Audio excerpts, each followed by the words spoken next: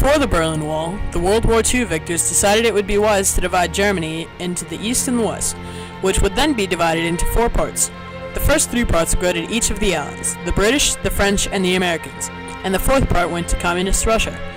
Dividing Germany, therefore limiting the access of Germany to its military to prevent another disruption by the Germans. The idea was that the Allies would own their parts of Germany and they would leave Germany ununified. But discontent filled the people of Berlin, and people started to leave East Berlin to go to the West. People went on strikes, started rebellions, and all in an effort for a free Germany. They wanted new economic policies and elections throughout Germany. Things started to get out of control in Berlin, so the Russians took matters into their own hands. The Russians brought in Soviet tanks and put an end to the rebellions and strikes. Hundreds lost their lives, and in that year alone, 332,000 more people left East Berlin.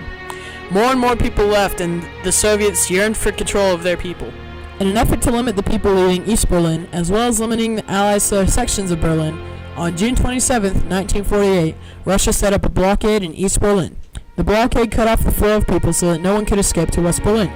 This caused a lack of natural resources and food, which was essential to 2.5 million people in West Berlin. As an excuse for the people of East Berlin, the Russian government said that the blockade was protecting them from the Allies.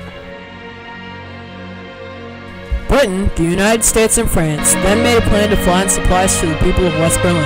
It was called the Berlin Airlift. For 15 months, America, Britain, and France flew in food, natural resources, and everything else that was essential for survival that the people of West Berlin did not have.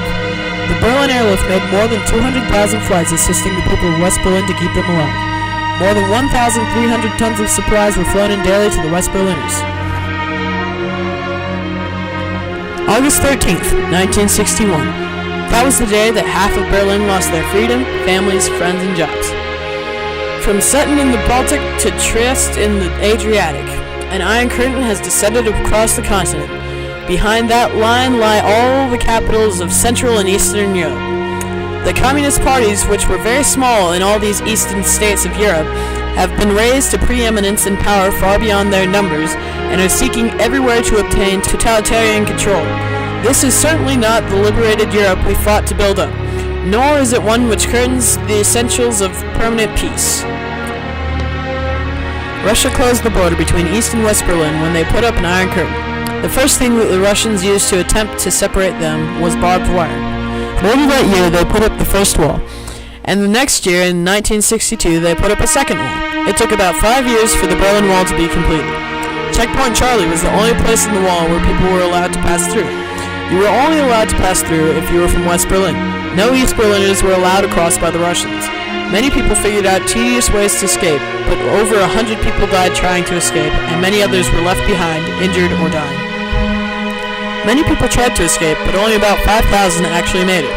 Some ways that people tried to escape were in the air via hot air balloons, zip lines and tight ropes, underground through tunnels, and right across the Death Strip. A considerably famous escape was executed at Checkpoint Charlie. A 19-year-old guard, Konrad Schumann, jumped over the wall while he was in uniform. It wasn't difficult for him to escape when he did, because at the point that he escaped, the wall had only been up for 3 days and it was only piles of barbed wire at that point. Konrad's escape became an iconic image of the Berlin Wall and an inspiration to others in East Berlin who wanted to escape.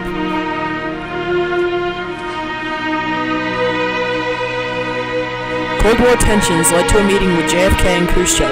Kennedy feared a Soviet takeover of Europe, so he increased military spending. Then Kennedy made a speech in Berlin. All free men, wherever they may live, are citizens of Berlin. And therefore, as a free man, I take pride in the words, Ich bin ein Berliner.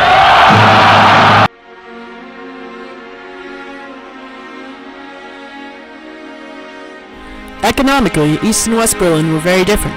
East Berlin, the USSR, had no freedom to view the world as everyone else saw it, because they were influenced by the communist propaganda, telling them exactly what to do with their time, jobs, family, and paychecks. The Russians would tell the East Berliners only what they wanted them to know. For example, the East Berliners could not buy the same washing machines and appliances that the West Berliners used unless they were approved by the Russian government. The reason that the wall was built in the first place was because many of the most important workers in East Berlin were trying to leave to West Berlin because there were better jobs and better pay for them there. However, the West Berlin side of the wall was a much different story. The economy in West Berlin was thriving. Some even said that it was the prime time of the economy in West Berlin. Political relations between Russia and America were very tense on account of the arms race. All of the tension between the two countries created some interesting spying programs like the Stasi. The Stasi were the communist secret police. Their job was to monitor all politically incorrect behavior amongst all citizens. They encouraged families to spy on each other and rewarded those who ratted out their family members, thus causing all-around distrust of the East Berliners for one another. The part of the Stasi that made it effective is that it employed around 90,000 people and that they thoroughly recorded all of their data. Another very large difference between East and West Berlin was socially. West Berlin was very indifferent to the situation. Families would carry on with their everyday lives and talk to each other and act in most situations as if the wall wasn't there. However, in East Berlin, the families were encouraged by the government to spy on each other, and they were always fearful that someone would ruin their family by exposing their blatant distaste for the communist government. Some might think that the guards of East Berlin were ruthless and had no urge at all to escape. That was the case for some, but for most others they wanted to get out as much as everyone else. To make it even more difficult for the guards to resist the urge to escape was that it was easier and more tempting for them to escape than the average East Berliner. All the guards of East Berlin needed to do was meander across the border to the west, and nobody would notice until it was too late. The reason that the Allied powers held on to West Berlin for so long was because of the domino theory. The domino theory proposes that if one country in an unstable area falls to communism, then the surrounding countries would fall to communism too. Glasnost, or openness, was Gorbachev's speech of December 1984, where he stated that people were now allowed to openly criticize the government without risk of punishment. Gorbachev also instituted perestroika, or capitalistic reforms, which stated that people could have semi-private businesses as opposed to before when the government owned all business. The reason that this was so important was because Gorbachev was the Soviet premier and he was relaxing on communism. This was the crack in the dam which caused the leak.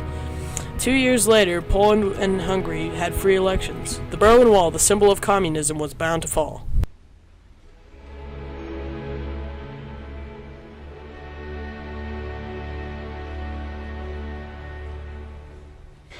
On June 12, 1987, the 750th anniversary of Berlin, President Ronald Reagan came to Berlin and challenged Gorbachev to tear down the Berlin Wall.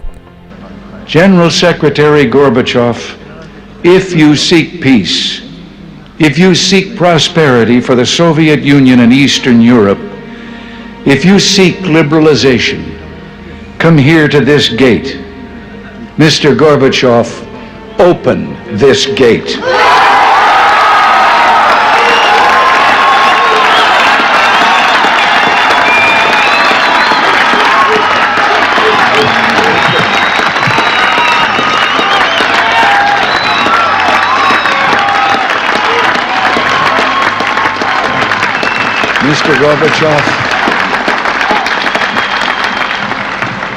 Mr. Gorbachev, tear down this wall.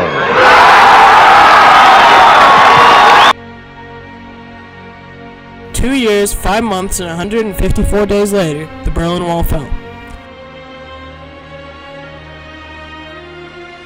November 9th, 1989. Günter Schabowski received the note before the press conference that night that said that East Germans were allowed to cross the border with proper permissions, yet nobody told him what to do with that information. At the end of the press conference, he read the note aloud, which in turn prompted a reporter to ask when the new regulations would come into effect. Since no one had told Schabowski differently, he replied, "As far as I know, effective immediately, without delay." After even more questions from journalists, he was asked if the regulations applied to the checkpoints in West Berlin. So, knowing no different, he replied that the regulation did apply to border crossings into West Berlin. The whole time, this press conference was on live television in East Berlin.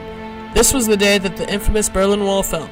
The news of the regulation spread like wildfire, and soon all of East Berlin was rushing to the Berlin Wall to visit the West again or for their first time. Finally, Berlin was reunited after 28 excruciatingly long years. Families could be together again, friends could see each other again, and everyone was able to bask in the overwhelming sensation of freedom. Today, Germany is an economic superpower in the European Union, and is home to the first female chancellor in the EU, Angela Merkel. In the words of Lady Bird Johnson, "The clash of ideas is the sound of freedom."